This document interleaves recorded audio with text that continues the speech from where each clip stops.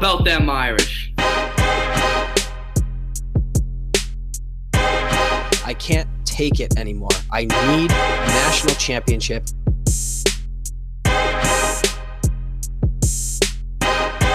This is the Four Horsemen podcast.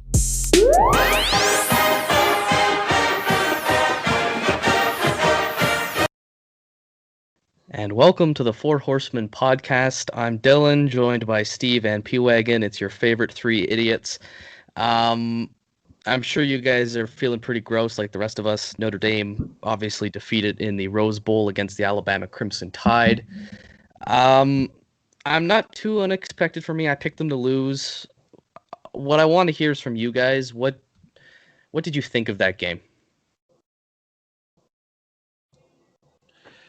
Well, the score didn't reflect what was on the field. That's that. They played a lot better than a team in orange and white did. They just ran into a buzzsaw. I think I disagree with that. I think the score was favorable to us. It felt like at no point in that game were we really in it. To me. Yeah. I mean, we weren't in the game, but we did not do ourselves any favors.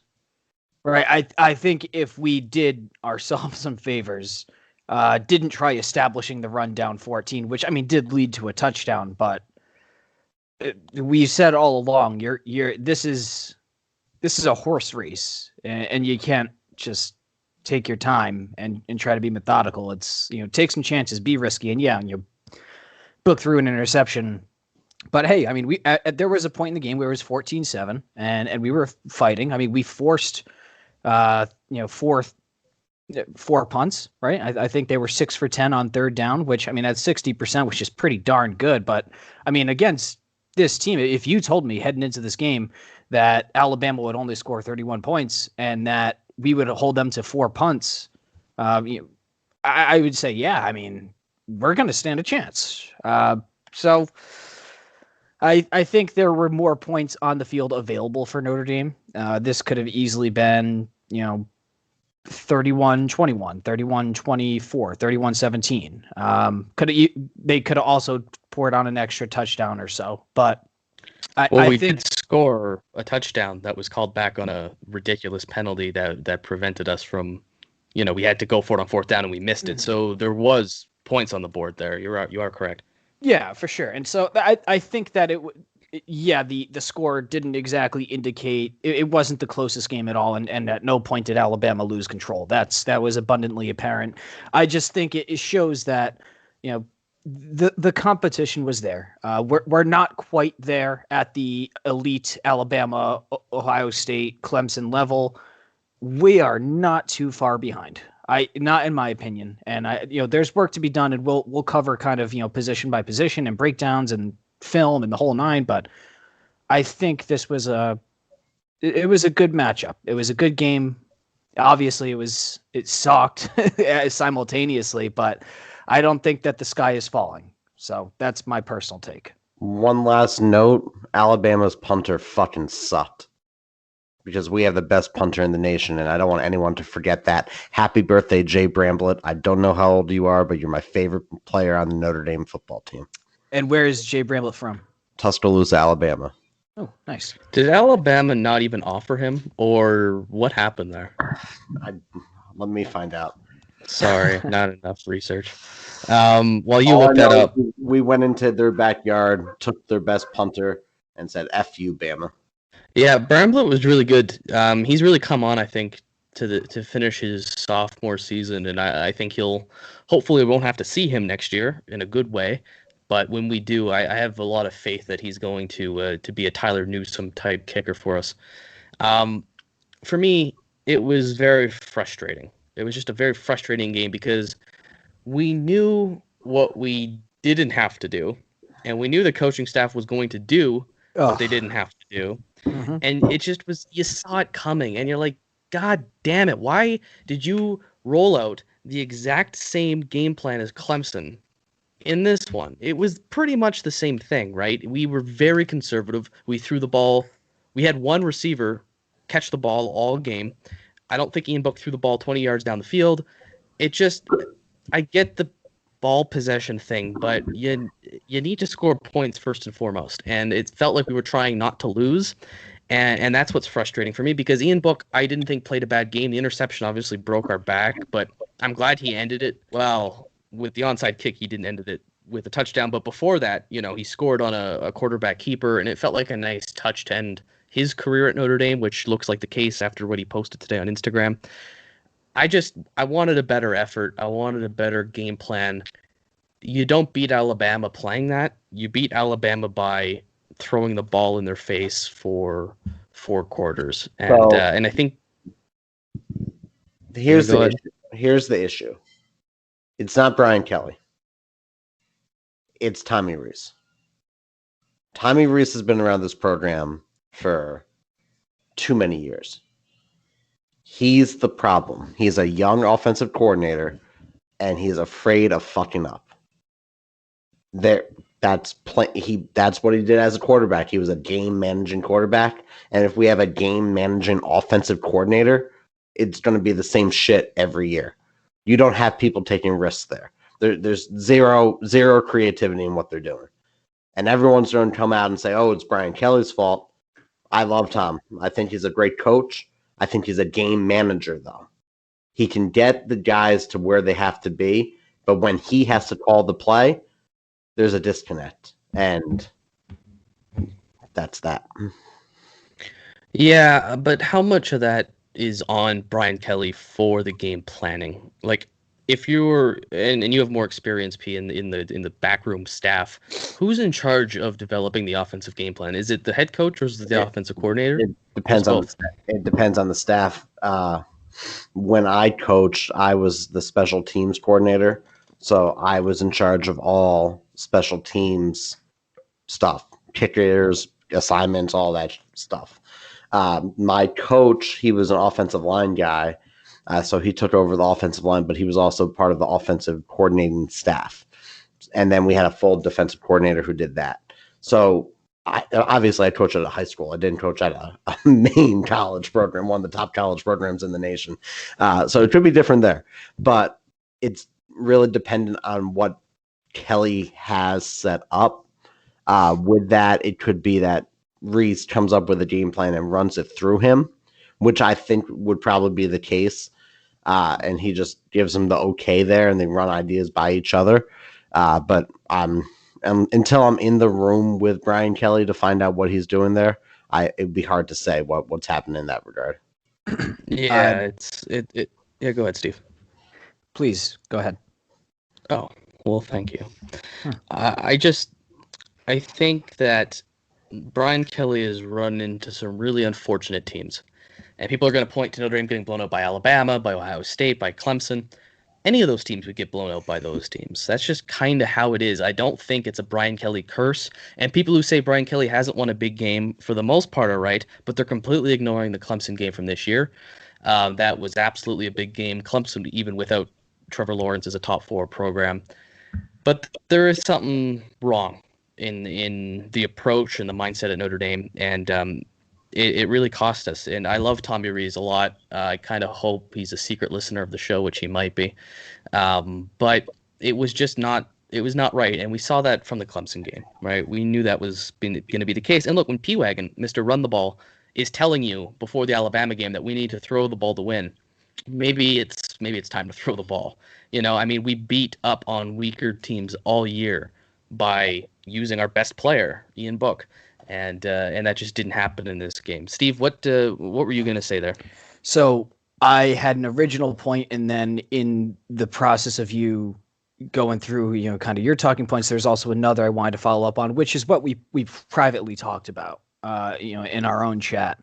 The first point I wanted to make is that Brian Kelly, when he originally came to Notre Dame, he came here from the University of Cincinnati, and the University of Cincinnati offense that he ran, I believe it was Zach Pike, and there was there's a handful of guys on that team. They were an offensive buzzsaw. they got push the ball downfield. They could run. They could pass. They were balanced. They took chances. Like they were very, very good. They were very good. And there's been flashes of it, here at Notre Dame over the course of his decade tenure. And, to a point, sometimes you just kind of have to work with the personnel that you have. And obviously we don't have currently, at least not that they are trotting out onto the field. Maybe they do on the practice field, but not on the game field. We do not currently have game breakers on the outside. I mean, Javon is very good, and Ben Skowronek is very good, but they play their role to who they are. It just feels like, we've been waiting for Brian Kelly to catch up, to the elite club, and you specifically, Dylan, have brought this up. It was like this Notre Dame team this year competes with the 2012 Alabama team. But we are 8 years past that, so we have to adapt and grow on the fly. And the game at both the NFL and the especially the college level, if you look at the last 3 years with all these QB prospects, it's a pass first type of game. It's just evolving. So we have to evolve in turn. And don't get me wrong, I love being able to pound the rock, control the trenches, love that aspect of the game. But you have to be able to, on the fly, adjust your program. And I think this will be hopefully a learning step for them. Now, I did have a second point I wanted to get to, unless anyone wanted to jump in. I do want to say something to your point before you get to your second point. In 2009, Cincinnati had the number 1 ranked offense per S&P Plus in the country. Brian Kelly's team, number 1. Yep. And they went to a BCS bowl game, and I mean, they ended up losing that bowl game. And that's because head coach Brian Kelly had literally left the program to start basically the recruiting trail for Notre Dame. Now, the second point that I wanted to make is what we've spoken about privately, and something that, Dylan, you kind of hinted and alluded to, which is, the 2012 Alabama team, the 2015 Ohio State team, and then, in recent years here, Georgia, and then Clemson, and then obviously Alabama that we just played 2 nights ago, or last night. I don't know. I've been drinking all weekend, pretty sadly. These are literally some of the greatest football teams that have ever been assembled. I mean, if you look at the 2012 Alabama team, they had 23 players go to the NFL. A.J. McCarron, who was, kind of a game manager, call for what it was, but he did time in the NFL. Eddie Lacy, T.J. Yeldon, Kenyon Drake, all 3 of them are still in the NFL currently. Amari Cooper, heard of him? Chance Warmack on the offensive line, HaHa Clinton Dix, Landon Collins, C.J. Mosley, all guys on that 2012 team. Of course, they were going to be dominant. And then you look at the 2015 Ohio State team, which I think is even more impressive and more ridiculous. They had 36 players go to the NFL. Zeke Elliott, Michael Thomas, Paris Campbell, Terry McLaurin, Joey Bosa, Raekwon McMillan, Eli Apple, Von Bell, Marshawn Lattimore, and Denzel Ward. And then you think about 2018, 2019 Georgia, they had a handful of players go to the NFL, especially on the offensive line. Their running backs, DeAndre Swift, Mecole Hardman, phenomenal teams. And we lost to those Georgia teams both times by what, a score or less, right? And then there's the 2018 Clemson, Trevor Lawrence, as true freshman at the time, but it is what it is. I mean, Justin Ross, T. Higgins, their whole entire defensive line was astonishing. And then now we just played Alabama, who is literally going to put 5, possibly 6 players into the first round. It just depends on whether or not someone takes a chance on Najee Harris in the end of the first round, which running backs typically don't go at this point the way the NFL is going, but maybe there's talk of the Steelers maybe picking them up late, depending. So you're looking at a minimum of 5, first round picks, and all of them except for 4 out of those 5, except for Patrick Surtain, are going in the first round. So on offense. So yeah, I mean, you're facing one of the greatest offenses ever assembled. You can't play not to lose. You have to play to win. You have to play more aggressively. But the more major point that I'm making here is, Notre Dame has lost some games in recent history, some big games, the BCS, we all know the graphic. We all know the fucking talking points that, the Twitter idiots will talk about.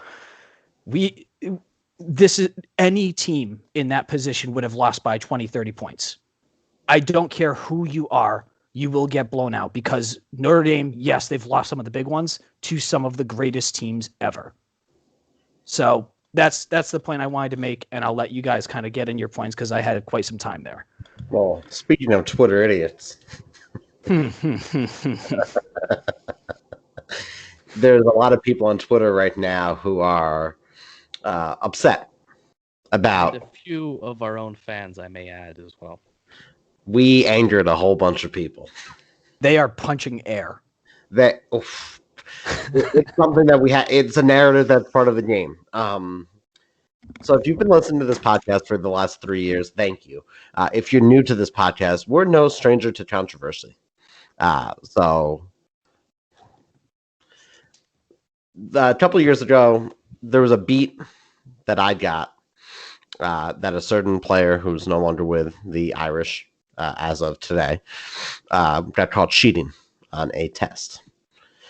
I let some people know that could verify it.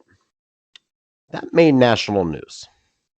It wasn't through me, but it was through the person I reported it to. You're a rat. That was one. The second one was the other day when our account posted statistics that were researched about the very classist, I may add, or so I've been told, about standardized testing scores. 170,000 people saw the tweet. We have 800 followers. Statistically, that's not good. When you have 170,000 people see something that you write, it's usually people are going to be angry at you. I'm not going to apologize for how standardized testing works in America. I'm not going to apologize that people couldn't read all the other fucking funny tweets that we put out. And I'm certainly not going to apologize that I called Nick Saban a Grinch. That was the funniest thing. The whole thing that pissed me off about this whole thing, you have Bama fans, you have Tennessee fans, you have Auburn fans, you have other LSU fans. A&M fans have quickly become the most insufferable, as an aside. They're the worst. But you have all these fans who do the same exact thing that we do. The same thing. They just don't have a podcast where people listen. And they say even worse things. The fucking Barstool ND account was saying how Matt Jones had a DUI. Respect to Sean. I like Sean. He's a friend of mine. But we didn't take the low-hanging fruit and call Sark an alcoholic, talk about Matt Jones having a DUI, talk about any of the other stuff that you could have just picked off the branches and said, oh, this is mine, this is mine, this is mine. I'm just going to take the low-hanging fruit. Talk about historically systematic problems throughout the entire state. Yeah, we're not going to go there. We didn't go there. We talked about Nathan Bedford Forrest, which was a Civil War joke. Neil Young writing... People don't understand how fucking ridiculous last week was, and I don't get it, guys. It's deliberately ridiculous and obtuse and lame trash talk, right? Like Bama hate week. We're not talking trash about Bama because there's no way we could. Yeah, I'm going to say it's going to lock up Devontae Smith. That happened. Yeah, we're gonna have so many freaking talking points against a team that's been in the national title 6 times in the last decade. We're gonna run through the Bama defense. That happened. Well, did.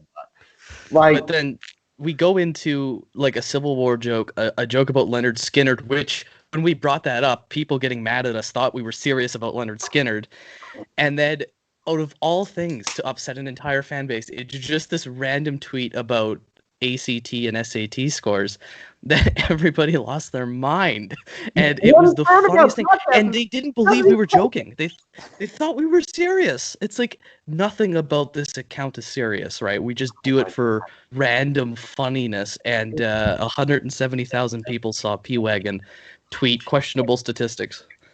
But the amount of people who told me what they got in their SAT to go to Alabama. good for them. Like, I ended up congratulating people who told me they graduated from the University of Alabama. That'll get you far. And the other thing, I wasn't talking about the players. The NCAA has something called a clearinghouse. The clearinghouse means you're on a sliding scale.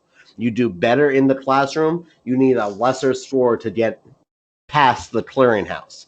If you're under a 2, I think it's a 2.5, you have to redshirt your freshman year, no matter what. Like, that's the weird NCAA rule.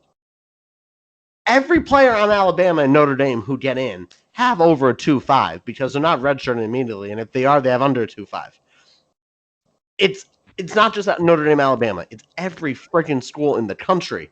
Everyone has a clearinghouse. The joke was that the admission standards are different, and no fucking person on the internet could understand our goddamn joke, and Reddit is the worst place in the world. Yeah, because Notre Dame, someone on Notre Dame Reddit said we were the worst type of fans. But, like, here's the joke, and I didn't want to say it out loud because, like, on Twitter, I didn't want Alabama fans to have any more material. But none of us went to Notre Dame. Like, we were called snobby grads. It's like, we don't care about the admission standards. Johnson and Wales University.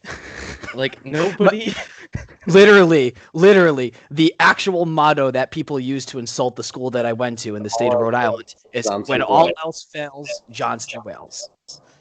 That's good, right? But for some reason, you know, we were linked to this arrogant Notre Dame Catholic school thing. And one thing I want to talk about, too, is how much simps are in the SEC for Alabama. We were getting people in our mentions from Tennessee, LSU, Georgia, A&M defending Alabama. It's like, you are the cuckiest fans in the world. You chant SEC when Alabama wins a title. That is a cuck. You are the SEC. I cannot deal with them. And it was unbelievable the type of responses we were getting. But again, the funniest 24 hours of my life. They really are. Like, simps is the perfect word. Just flawless. I mean, I concede my time, but flawless. The Simp Conference. I put in our bio, super serious about ACT scores. Now I put in our bio, covered against Alabama. We are not a serious Twitter account, guys. Come on. All right, let's move into my gifts. My gifts are very serious. So yes, which I didn't have a chance to post a single GIF because I don't think we had any noteworthy play. Maybe a screen pass, but I missed it. So we had that punt that Jay Bramblett downed at the 3-yard line, which was awesome. Which definitely hit an Alabama player. Had to. I've looked up the Zap Bruder film on that. Moving on. That would have changed the game. But so yeah, obviously in the last week since our last podcast, we put out an all-decade Notre Dame team. You guys should go check that out on Twitter. We voted on it. I was happy with what we put out there. We got some engagement with some of the former players and their relatives. So Kavari Russell, if you're listening, we're a big fan of you at the Four Horsemen podcast. But if you guys have nothing else to say on this, I think we should go into what the hell Notre Dame goes from here, right? Because we just had our best team get their teeth kicked in by Alabama in the semifinal. How do we get over the hump? What do you guys think? I put out, obviously, a thread on Twitter that were my thoughts, my solutions. I just kind of want to hear what you guys have to think. So the first thing that we have to do is find a grad transfer corner who doesn't suck. That's number one. I liked Nick McLeod. I thought he was a good player until the final game. But Clarence Lewis and Tariq Bracy aren't it. And we need another safety. We have Kyle. The defense needs to be overhauled. We need a defensive coordinator. Like, there's number one. We'll talk about that. Offensively, the TCU Oklahoma quarterback transferred, just went to TCU. There's going to be some other quarterbacks transferring around the country. We lost out on Mackenzie Milton. Some people are saying that it would hinder the development of Pine, Buckner, and Clark, yeah. But I don't care. Pine is probably never going to play because Buckner is that dude. But also, I didn't realize how small Drew Pine was until I saw him on the field. Yeah, he's like 5'11". He's He would not be, a big boy. he would be a good Northern Illinois Husky, like that one guy. Jordan, something I forget, but I know what you're talking about. The MAC matters, Mhm. but like he would be a good MAC quarterback. Well, he would even be a good ACC quarterback. You know, Yeah. you put him at Virginia. Pitt, Syracuse, something of the sort. And I just don't think his father would allow him to go to one of those schools, but that's beside the point. I actually coached against him back in the day. So going from there, we need a TB12, TB15, whatever number he's going to wear, right into the programs. Just start slinging the rock right away. He's going to be the quarterback. I'm afraid to use a freshman quarterback ever since the Jimmy Clausen experience, but that's where if there's a quarterback competition, even better. But it's really unfortunate that we don't have a 1-year stopgap, or we don't yet. I think a big thing is overhauling the offense. Right, this whole approach we have is just, it's not cutting it. You're not going to beat the Alabamas, the Clemsons, the Ohio States of the world when you're playing a Big Ten offense. That's obviously not Ohio State. You have to modernize. Look what Nick Saban did. I know some of our listeners are run the damn ball, so let me pitch this to you. Nick Saban is the greatest coach in college football history. I don't even think that's up for debate. He has seen the future a couple years ago and has within years turned Alabama into one of the best offenses the sport has ever seen. You know, you think of those Alabama teams that won in 09 and 11 and 12. They didn't have good offenses. A.J. McCarron was a doable quarterback, but that team wasn't hanging 50 on everyone. Nick Saban saw that and he changed. He changed the offense. And what we have now is an explosive pass-first offense with highly recruited and NFL prospects at wide receiver. And I think Notre Dame needs to do that. It doesn't mean the running backs don't play a factor. The way Alabama uses the running backs, I think, is perhaps the greatest way anyone should use them. On 2nd and 1, 2nd and 2, 3rd and 1. And you'll see they don't get stopped. They have so much success on the running plays because of that. And I think we need to move to an offense that's explosive, that has a limited but useful role for running backs, that puts an emphasis on wide receivers. Now, thankfully, I think our wide receiver group is really good next year. I think Kevin Austin is the real deal. I think Jordan Johnson's the real deal. I think Braden Lindsey's going to have a great season. But that's where our focus needs to be. We have to be a pass-first Ohio State team. Look what Justin Fields did, right? And no matter who's at quarterback, whether it's Pine, whether it's Buckner, whether it's, Joe Montana, someone's got to have an offensive system that works for them. And that's my biggest concern for me, is definitely offense. Steve, I know you look at recruiting well, you look at the roster breakdown. What do you think Notre Dame has to do to get over that hump? I think we actually have guys in the secondary that there's so much talent there, and we've done a really good job of recruiting. And I think that this upcoming year, we're probably going to have a really good secondary. If not next year, then we're talking 2 years out. We're probably going to have a dominant secondary. And that's even with projecting Kyle Hamilton to leave to the NFL after next year. We have a lot of young talent. It just didn't. It didn't trend. That's the difference between a 4-star guy and a 5-star guy.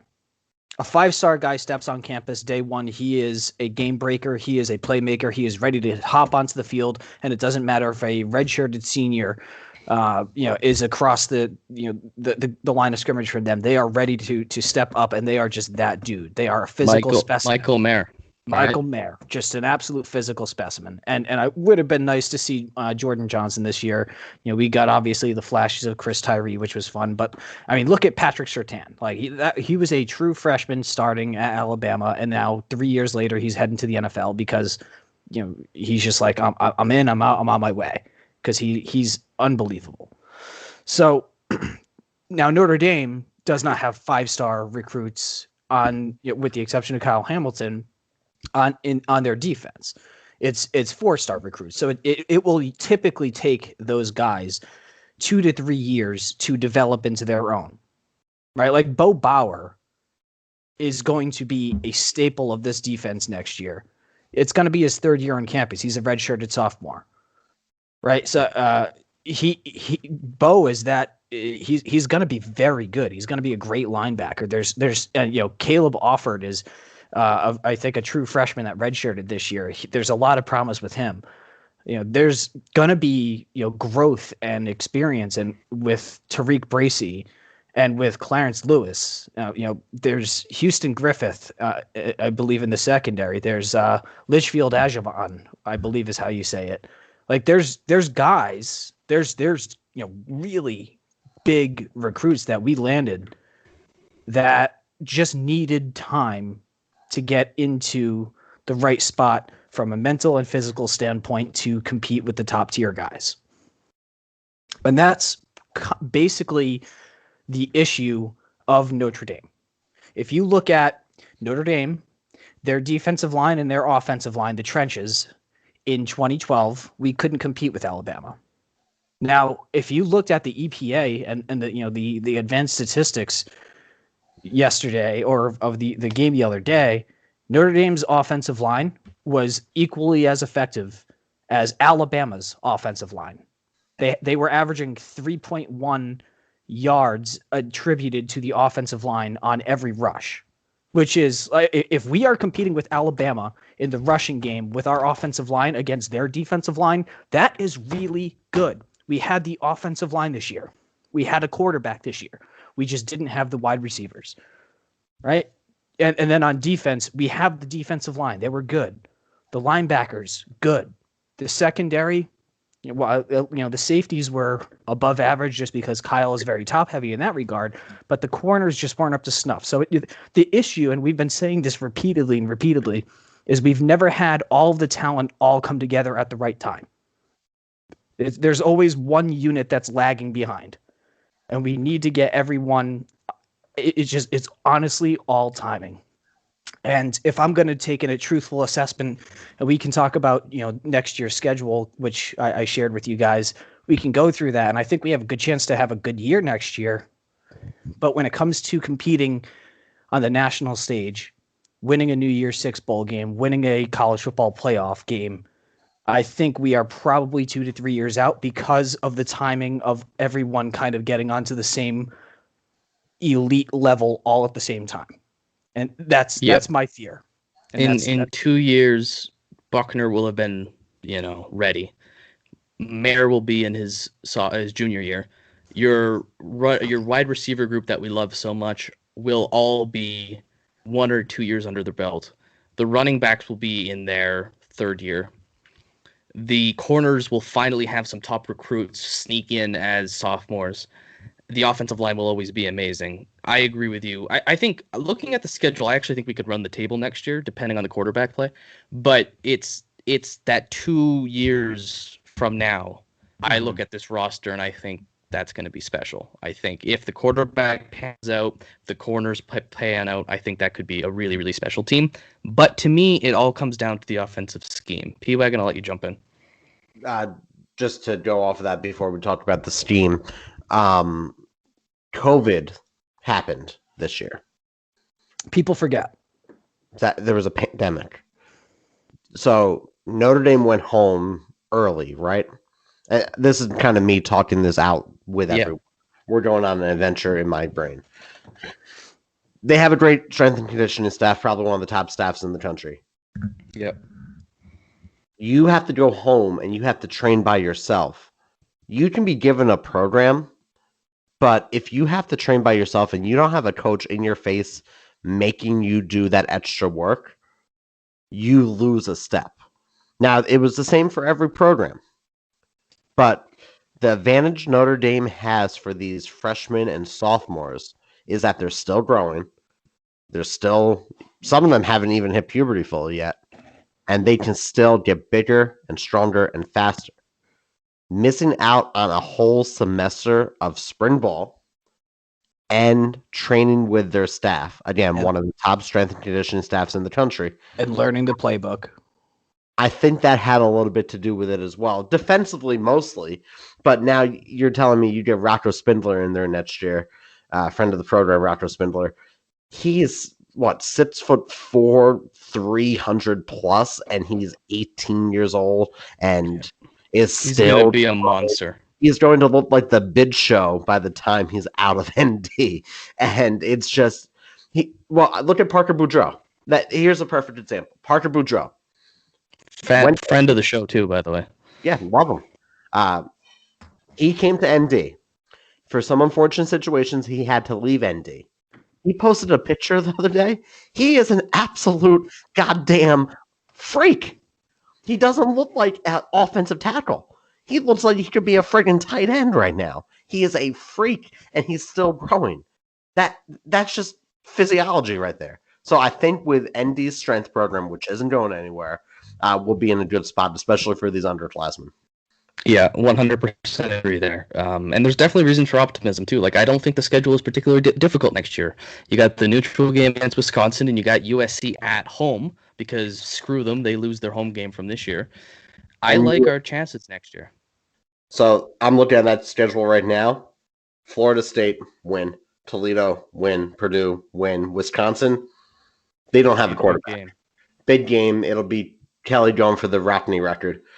Cincinnati, if they keep everything intact right now, and since he doesn't lose a D coordinator, that's another big game. So you got Wisco, Cincy, Vatek at Vatek with that stupid Enter Sandman. So that's a thing. Bye week, USC, North Carolina, Navy, Virginia, Georgia Tech, Stanford. That schedule's a little better than I thought. I didn't realize Cincy was on it, but I don't think Cincy will hold up for another year, personally. And I think we might actually take the defensive coordinator, and perhaps that's something we can move into now in our last kind of segment here of the show.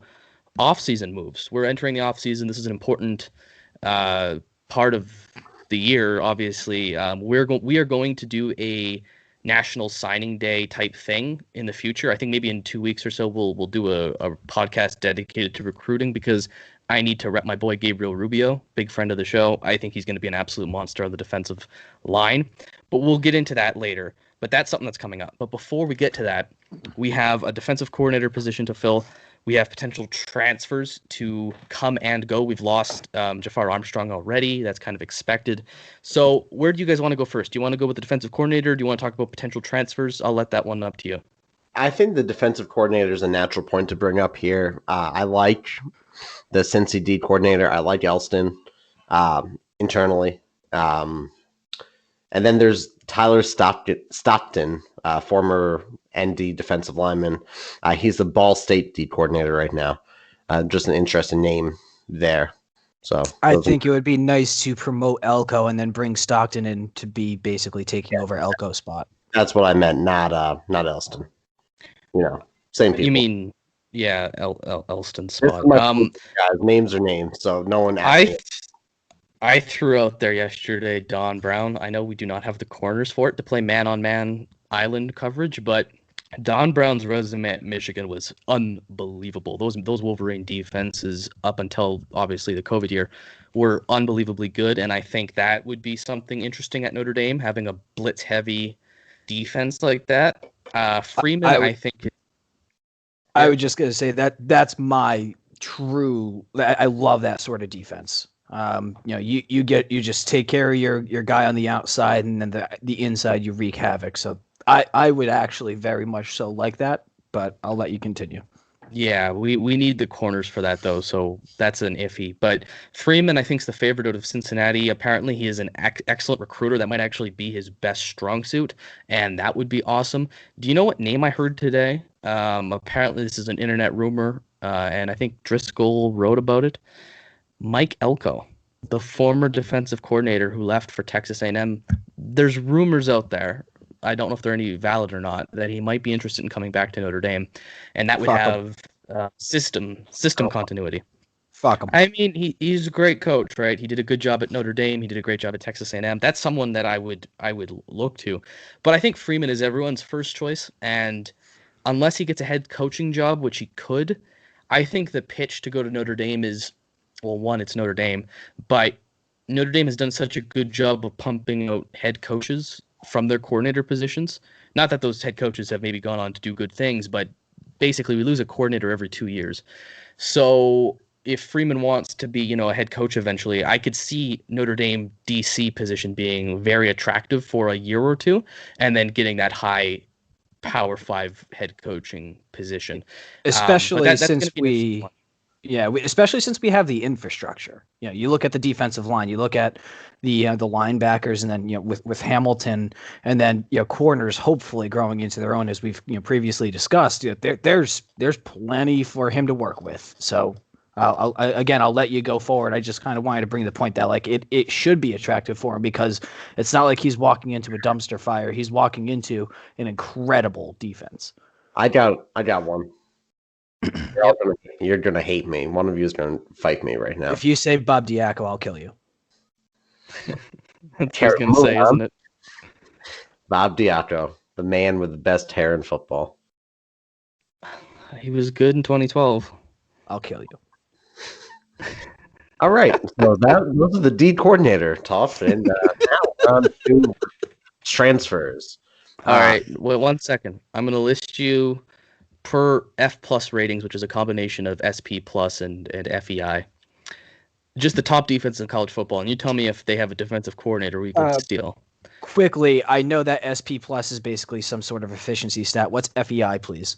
Football Outsiders. They've combined these stats. F plus is Brian Fremo's FEI ratings. I don't know too much about them. I think they're efficiency.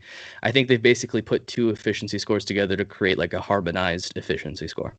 Cool. Football Outsiders, advanced analytics. Okay. Here are the top schools. You tell me if they have a defensive coordinator we can take. Clemson, number 1. No. Obviously not. But I also don't think they're a very good defense this year. Northwestern. Decent. If Fitzgerald leaves, the guy will be up for grabs. 3, Cincinnati. Yes. There we go.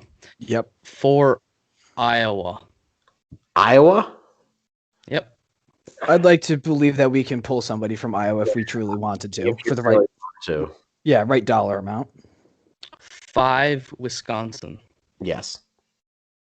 6, Georgia. Would love to. But yeah. Probably not, right? I don't think we can scoop someone out there for the same position, because again, we're looking for lateral movement to Notre Dame. 7, San Diego State. Well, San Diego, they call South Bend the San Diego of Indiana, but Right. that's all. I don't think the coach will probably leave if the bag's big enough. And then 8, 9 is Ohio State, Notre Dame. So those are the defenses who, per this metric, were better than Notre Dame. I think Cincinnati is the answer. I think Freeman's the answer here, and I think the pitch is come for a year or two, recruit well. You're going to have a good infrastructure, and we're going to win some football games, and you are already being considered for head coaching positions. That's only going to escalate if you come at Notre Dame here, and the system isn't too different from what I recall. He's done both a 4-3 base and a 3-4 base, so moving back to a 4-3 is fine. The 4-3 versus our Rover 4-2-5 position, I don't think there's going to be too much of a difficulty. So I think Freeman's the answer, but if that's not the case, interesting to follow, because defense has been Notre Dame's strength, and that's obviously going to be a key part of the offseason. Yeah. Transfers. P, you always have your inside sources. Is there any position or person you're looking to get, and is there anyone you think we're going to lose? Well, we obviously lost Jafar Armstrong. That was a big one. I was an early fan of his. I think he did what he had to do. He hit an unfortunate situation going into the wide receiver position and couldn't really make a mark there.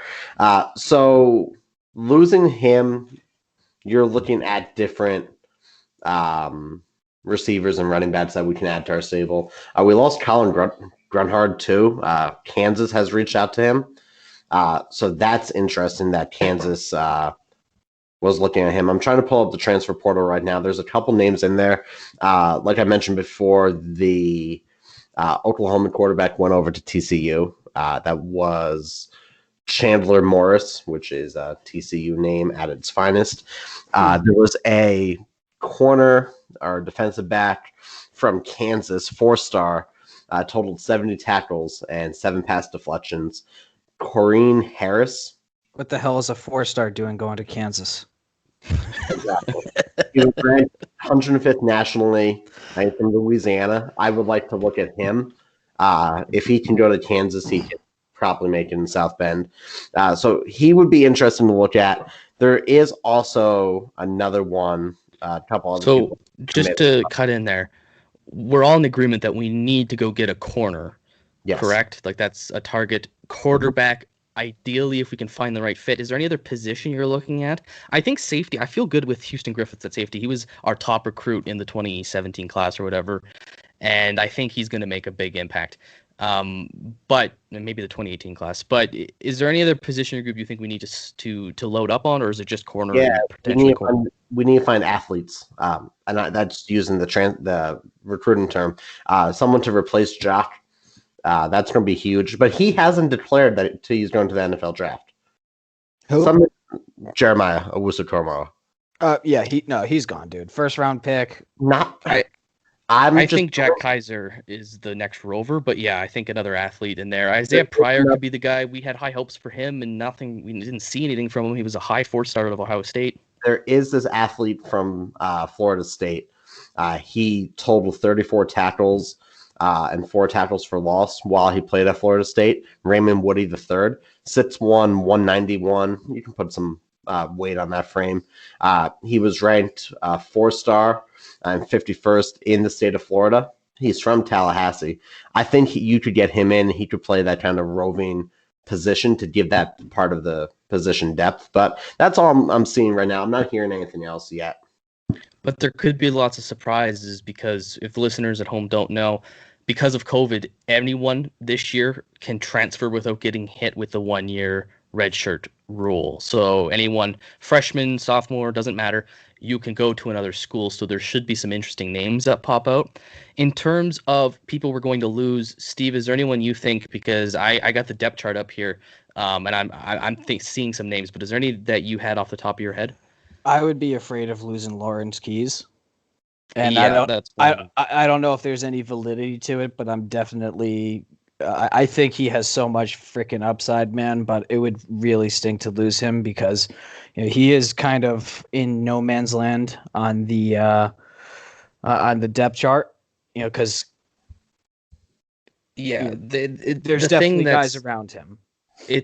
But there's also currently 3 positions up for grabs at wide receiver because McKinley has declared basically Skoronek's likely to go, and then Davis doesn't have his spot saved. So I look at wide receiver, and I agree with you. We have a logjam there, and Keys is one of them. I think Joe Wilkins is another. But they may want to stay to fight for that spot because there is 3. For me, I look at a guy, a redshirt freshman, Kendall Abdur-Rahman, wide receiver, running back kind of guy. We've got 3 running backs right now. Kyron Williams, Chris Tyree, and Sibo Flumster. Flumster could go, but I don't think so. And then we're bringing 2 in the next class, which is Audric Estime is going to be an excellent power back, and then Logan Diggs if he signs. I could see maybe Kendall piecing out. I'm looking kind of around the depth chart. I think we're good on the offensive line. Obviously, we lost Grunhard, the center, but I think there's so much uncertainty with who's going and who's staying that maybe that could be a spot where we don't lose too much. I look at the D-line. We rotate our guys enough. I don't think we're going to lose anyone there. It would be surprising. I think defensive tackle is one of our better positions going forward. I mean, you look at a guy like Riley Mills, who was even in the Rose Bowl. Linebacker, I think we're probably good. I don't think Bo Bauer would leave, but I mean, you got to think there's Maris Liafau and Jack Kaiser who are, competing with him. Corner is going to be a complete shit show, and safety, there's a position there. So I actually don't know if we're going to lose many guys. I know we should, because this team's loaded and there's lots of opportunities right now with all the positions that are open in the rule. But I think we're pretty good. I could see maybe because Kurt Heinisch came back, which was huge news, that maybe defensive tackle. But is there anything when you guys look at the roster and look at the depth chart where you're concerned? I know Jordan Johnson, there's rumors, maybe the coaching staff and him. I hope that's not the case because he was a borderline 5-star. I mean, he's basically a 5-star wide receiver. I would hate to lose him as, he's only come in here his first year. Do you have any concerns? I think that Johnson, he has to know that he's going to be, call it a redshirted freshman heading into next year, 2021. He's got 2, potentially 3 more years where he's basically going to be the starter. So, I mean, yeah, it sucks being a 5-star guy and having all that talent and walking onto a Notre Dame team that, or signing with a Notre Dame team that had some talent discrepancies or some shortcomings at the wide receiver position and him not really getting the time that he's looking for. But dude, you're a true freshman. Yep. It's the true freshman signing and stepping onto the field and being a day one guy. It is so freaking rare. And, especially when you have 2 guys that are redshirted seniors. I mean, come on. Like, what do you think is going to happen? You're going to step in front of Skoranek or Javon McKinley? Like, that's just not going to happen. Like, be realistic. So set your expectations. So if he was like a sophomore, then maybe it's like, hey, I got to get onto the field. I don't know. Or maybe if there was younger guys, like if there was like a true junior that was starting in front of him and he was kind of like right there, equally talent-wise, but they're just favoring the senior classmen, then I could see the case. But it would be incredibly short-sighted for Jordan Johnson with a 5-star quarterback coming in with a great offensive line with like all the tools coming together at the national stage. You're going to be playing on television and getting all the exposure, 12 games a year, a minimum. Probably 13. And like spots open too, right? At the wide receiver position, right? It's open. It's open. The spot is open. Jordan Johnson would, in my opinion, would be a fool to transfer because I think literally the world is his to take over at this point going forward. Yeah. I think if he stays, he's going to have a monster breakout season in his sophomore year. So, Jordan, if you're listening to this, we're big fans. Stay at Notre Dame because you're going to be the next great Michael Floyd, Chase Claypool. Jordan Johnson's the next one. I literally love and with Kevin Austin too. Kevin Austin's coming back. That's going to be huge. Another thing with the transfer rule is everyone is allowed to stay and basically not count against the scholarship limit. So we could have some interesting seniors stay. Is there any guys you think in particular we would love to have come back? Because we got Kurt Heinisch, apparently. That's not fully confirmed. He's hinted at it. Anyone else you think maybe, 6th-year seniors, perhaps Sean Crawford in his 11th year? Anyone else you think might want to come back? I could think of one guy in particular that'd be really nice to have him back. Anyone want to take a guess? Is it Joker? Liam Eichenberg. I'll give you a hint. He touches the football on practically every play. Sometimes he throws it.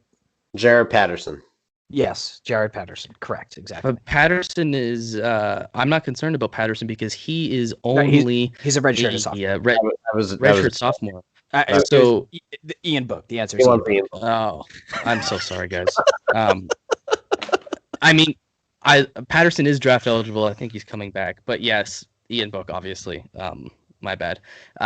Obviously, we'd love Ian Book back just for the 1 year. I know there's some fans who just want him gone because they associate this Notre Dame. Fans are so stupid. I know. God, I know. Let me just talk real quick. I'm sorry for hijacking this, and this will be 30 seconds. Okay. Ian Book played and won almost every game he played in. When's the last time we could say a quarterback did that? Do fans remember Jimmy Clausen? Do fans remember?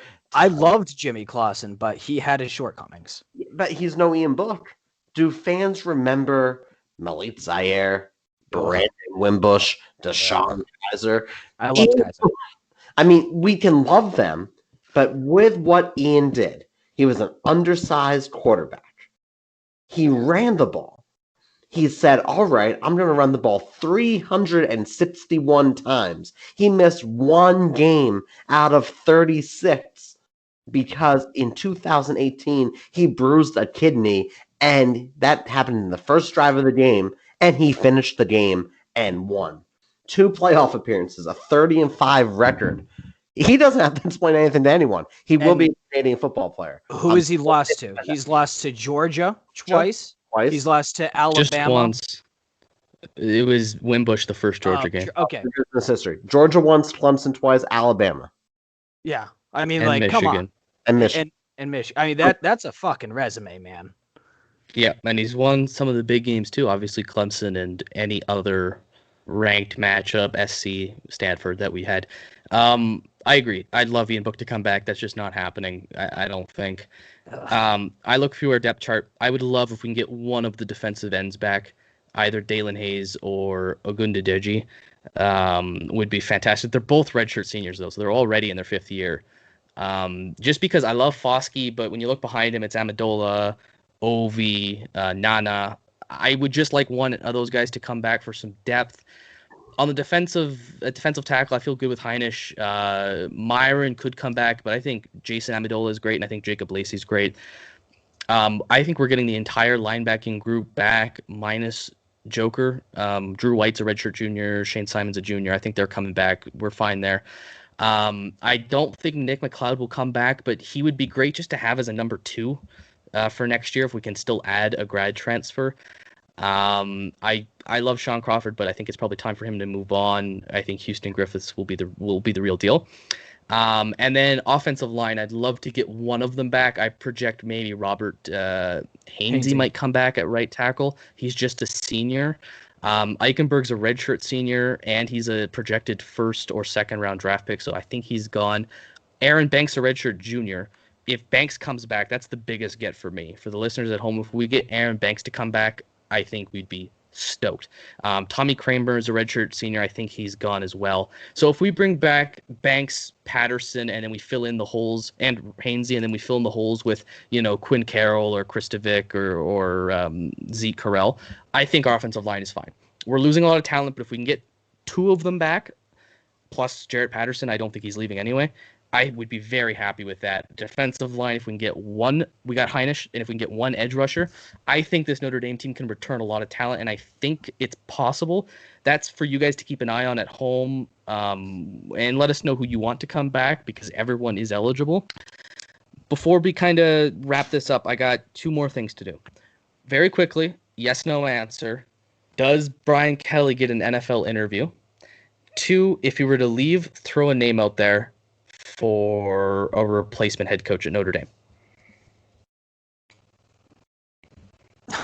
Jeez. I'm not going to pretend to be the biggest, coach knower dude. So I'll only be able to answer the first one. Does he get an NFL interview? I think he would be invited. I don't think he takes it. I think he's at this point he's almost 60 years old. I think he's pretty high up there. I think he's committed to the college game.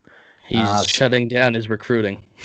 Exactly. I think he's signed his letter of intent. So just given age, career stage that he's at, he's a couple of wins away from the Notre Dame record. I don't think he even he'll probably get some calls. Yeah, he'll get some calls, but I think he'll just say, hey, you know what, I'm happy. As for who would replace him, I mean, I'll just say Urban Meyer, because I don't even know any other available coaches. Like the only other coach I knew was like Matt Rule, who's now the coach for the Carolina Panthers. So I'll just say nothing for that basically. Yeah, P-Wagon, do you think he gets an interview, or do you think his agent's just declining any offer? He won't get it. Because he did just sign an extension, by the way, Brian Kelly at Notre Dame. He'll be asked to interview. He won't interview. I think he's staying at ND. He's going to finish out his time there. Then be done. If someone had to be offered, I have 4 names. 2 are realistic, 2 are not. Brent Brennan, San Jose State University coach. They did pretty well this year. Second name, Coach Ed Orgeron. He'll never leave, but I would love Coach O just to be at ND. It would be fantastic. Hopefully you could bring up Mike the Tiger. Yes, Steve? In real time, Robert Hainsey just said thank you Notre Dame on his Instagram, so he's gone. Sorry. Breaking me. I just picked him to stay. Damn it. All right, well, let's hope someone else comes back, because that offensive line is going to lose a lot of talent. Sorry, Pete, get back to it. So those 2 names, Coach O would be my second. Bo Pelini, I would like to see him at ND. I'm just a fan of Bo Pelini. Gus Malzahn as well. He didn't do well at Auburn, but I'm a fan of his program. He won a national championship, didn't he? Yes, He at but least played in one. he just got fired. Yeah, I know. And Montgomery Van Gorder, would like to see him back at Indy. All right. For me, I agree with you guys. I don't think Brian Kelly takes anything. But if he were to go, Campbell out of Iowa State, apparently there's a rumor that he will only interview for the Ohio State or Notre Dame job. He has no interest in Michigan. That would be great. A guy I want it to be offensive coordinator, because you brought up Orgeron. I don't think he's the brains behind the operation. The quarterback's coach / passing game coordinator at LSU the year Burrow was there. His last name, I believe, was Brady. He took a job at the NFL. I wanted him to be our offensive coordinator. I would still be interested in having him involved in any capacity. Obviously, Urban Meyer, I've been a big advocate for that. I think the only guy I'd want over Kelly is Urban Meyer. But those are some interesting names. I mean, you're going to hear it all offseason from the people who hate the coach. But Steve, I'll let you get in. Yep. So this is topical. Looks like the Inoke Brechterfield, who is the defensive line coach for Wisconsin. He looks like he's going on to join Clark Lay, however you say it. Still don't know. Never going to learn. He's going to join him at Vanderbilt. So if he was in any sort of contention, he's not coming to Notre Dame. And then also, hilariously, Texas QB Sam Ehlinger is going to forego his senior season, and he's going to declare for the NFL draft. So that's going to be hilarious to see him drafted in the 6th round and never start a game. I can't wait for the Ehlinger book Grey Cup. That'll be fun to watch on TSN. Don't do that. All right. That's if the CFL ever comes back. They might just financially fall apart with COVID. All right, so we got the coaches out of the way. Lots of great ones out there. I mean, Freeman would even be interesting as a head coach option. Last thing, we got to get into bowls. The battle has been – the dust has settled, let's say. So we did bowl predictions on the year. In tied for last place is both P-Wagon and Steve. You're 11 for 25, 44%. On aggregate, Steve, you are 48.1% through 3 years. P-Wagon, you're 50% through 2 years. Second place is me. I went 16 for 25. I'm 59% on aggregate for 3 years, 64 on this season. And back-to-back winners is my girlfriend who knows nothing about college football and picked only on the name of the team she likes more. She's 17 for 25. She went 4-0 yesterday to come from behind and beat me, 68%. On aggregate, she leads all of us. She's at 60% through 3 years. That's amazing. But that leads us to one more game. I could theoretically tie her for the year. College football playoff national championship, Alabama, Ohio State, as quick as you can. Who do you got? Ohio State. Alabama. I just statistically, Mac Jones just has had a better year than Joe Burrow had last year, which was the greatest season by a quarterback all time. So I just don't understand how you stop that. My girlfriend took Ohio State, which means I have to take Alabama if I want to tie her for the lead. I'm going the Crimson Tide. Although Ohio State can absolutely win this game, I think their defense has shown to be better than what we thought. They have the type of offense that could really make Alabama pay. You saw it with Florida. Well, you're going to see it with Ohio State. That's going to be an excellent game. And we are rooting for the Buckeyes. We are rooting for the Buckeyes. So the best part of the semifinal day was seeing Clemson get their absolute ass handed to them. The worst part, in addition to us losing, was realizing that meant Ohio State was going to the national championship, and I hate Ohio State. They are a blue blood. They are, in the top 5 all time. They are competitors, so I don't want to see them gain any ground on us. But obviously Alabama's the bigger threat, so I'm going for the Buckeyes I want them to win. I'm taking Alabama to win. P-Wagon, do you have another thing to say? Breaking news for us, but not for everyone tomorrow. Aaron Banks just declared for the NFL draft. I am 0 for 2 on this podcast since recording. Since saying what I said, we've had 2 linemen in real time. That's annoying. Aaron Banks is a great player, though. I think he's going to be a, day 1 or day 2 guard taken, probably the first guard taken off the board. Good for him. I mean, we put him in our all-decade team. So, Aaron, if you're listening, thank you for the years of Notre Dame service. You've been a phenomenal offensive lineman. And that's it. So, what does this mean for us now? The season is over. We are not a basketball podcast. I absolutely loathe Notre Dame basketball. Like I'll cheer for them, but I just won't watch it. I can't stand it. I just college basketball until March Madness means nothing to me. So what we do is, I'm thinking, a couple weeks from now, maybe a month, we'll do a recruiting podcast. We'll talk about the incoming class of 2021. We will talk about the draft and Notre Dame's drafted players after the draft in April. We might come on every now and then to talk about news, coaching replacements, transfers, whatever. But basically, the podcast is going to slow down until September. So expect maybe a few episodes here and there. And then spring ball, of course. And then we'll start season 4 in late August. So, guys, do you have anything to say to our audience after a huge season 3 growth for the Four Horsemen? Be nice to us on Twitter, please. All right. Well, I mean, it's been a ride. It's been awesome.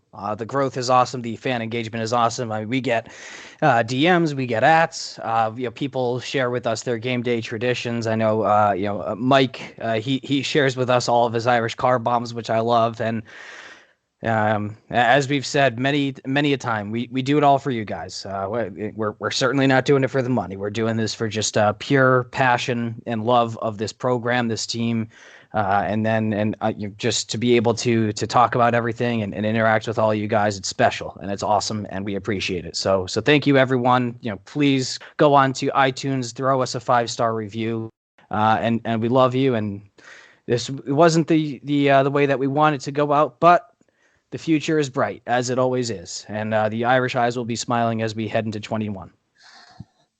Well said. I mean, thank you guys for listening. This has been a great year. We've seen probably double listening growth. We've seen like 4 times Twitter growth. It's been awesome interacting with you guys, interacting with the analytics community. If you can, like Steve said, we got to counteract those Alabama fans who got mad at us and gave us a 1-star review on Apple Podcasts. So if you're there, please leave us a nice review. We would appreciate it greatly. And we look forward to providing some content in the offseason, as well as a huge season 4. Reminder, we are 2 for 3 in Notre Dame going to the playoff. Let's make it 3 for 4 next season. From all of us, go Irish.